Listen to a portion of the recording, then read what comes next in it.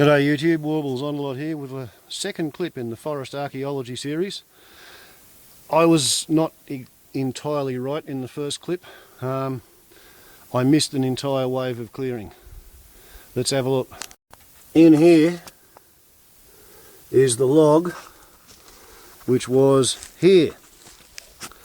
Alright, and over here at 10 years growth rings to the finger width, we got 30 years, 60 years, maybe 70, 80 years. That was how long that tree was actually growing, but the hollow in the centre of it indicates that it was actually killed by fire or drought or ring-barked before it did the final 30 odd years. So my guess is, considering that you can see where the original tree was, there's some temperature scars there.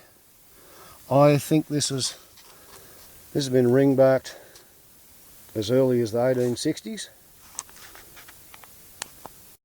And you can see where the original dead skeleton was poking out when radial regrowth after the original killing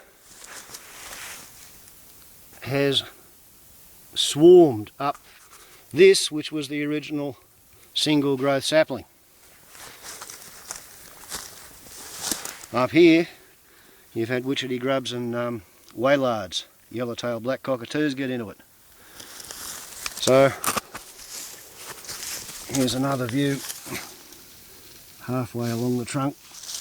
That was the original heartwood.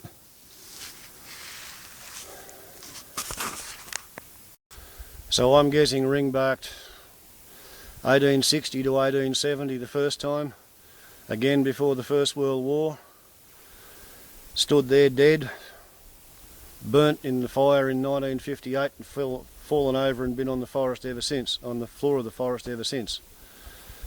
So 150 years of stored sunlight to make half a load of firewood, and I'll sell the whole carload full for $30 because the teapot queen can't afford to pay any more because she's a pensioner living in town and she's got to pay town rates. This firewood game's not going to be very sustainable for the forest. I couldn't make a living out of it. I can do it as a favour, but it's barely break even in times of petrol in the car, petrol in the chainsaw, and how long it takes to do it.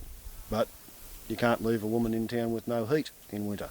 Therefore, firewood trips for the teapot queen.